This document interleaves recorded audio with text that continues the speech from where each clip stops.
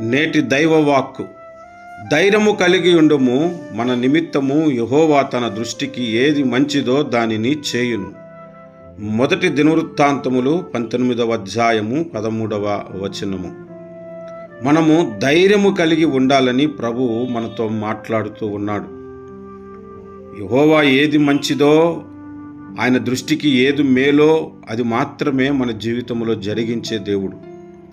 మనకు జరిగినవన్నీ మన మేలు కొరకే ఆయన జరిగిస్తూ ఉన్నాడని ఆయన మనతో మాట్లాడుతున్నాడు.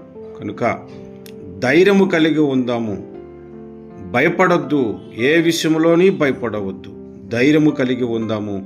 దేవుడు మంచి కార్యాలను మన జీవితంలో చేయునుగాక. రండి ప్రార్థనకు ఏకీభవిద్దాం. కృపా సత్య సంపూర్ణుడైన మా దేవా, నీకు స్తోత్రాలు చెల్లిస్తున్నాను.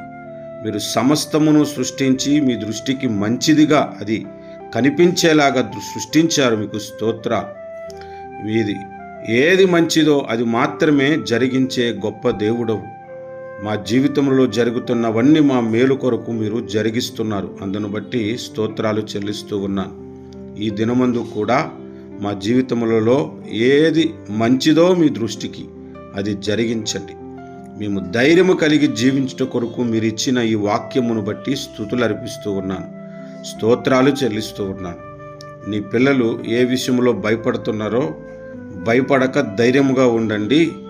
ఈ దినమందు గొప్ప కార్యము మీ పట్ల నేను చేయబోతున్నానని ఈ వాక్యము ద్వారా మీరు మాట్లాడినందుకు స్తుతులు అర్పిస్తూ ఉన్నాను.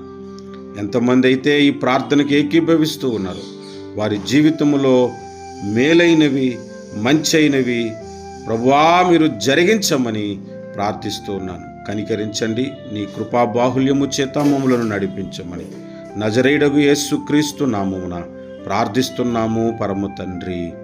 ఆమేన్.